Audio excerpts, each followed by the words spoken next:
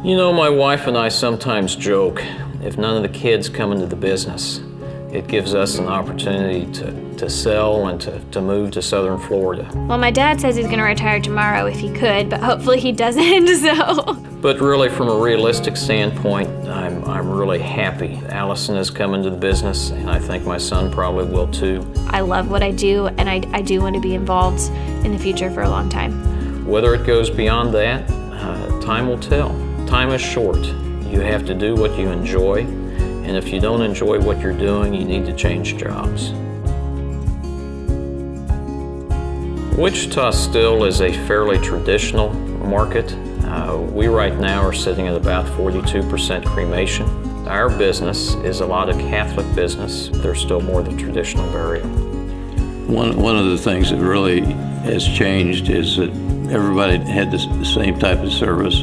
They'd buy a casket and they'd have a viewing time and they'd have a funeral. And since then, people now are more likely to have a different idea about what they want done. We hope we can accredit our business to our reputation, and we operate with a huge amount of respect, not only for the deceased, but for the family that they've left behind.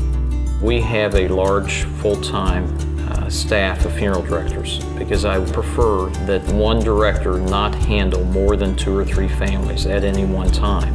I want everyone to be able to take care of that family and to do what they believe is right. If a family asks them to do something, if they feel like it's the right thing to do, they have my permission to do it.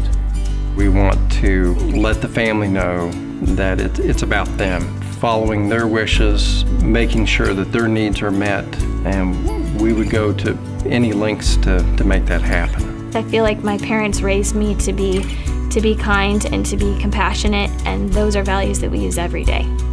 No, this is by no means a recession-proof business. In Wichita, we will have on average approximately 3,200 deaths each year. But what we have to remember is, regardless of what the numbers are, each one of those deaths is a family.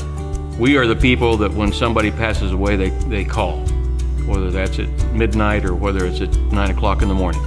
And it's just one of those things that it just simply is a 24-hour-a-day job. The baby boomers have changed quite a bit. They all want their personal touch. So it just seems like there's been subtle changes over time that weren't even thought of 20 years ago. Because we put our clients first.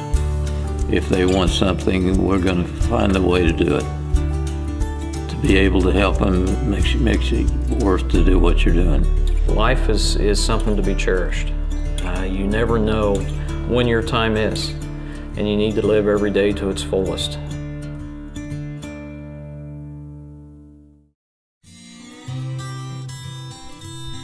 You know, there's definitely some communication differences between different generations. I have learned texting is the best way to communicate with my kids. Our ability to roll with the punches and to adapt to that change has really helped us to solidify the reputation that we have here in Wichita and continue to serve our families with the same family first mentality that we served them with 50 years ago.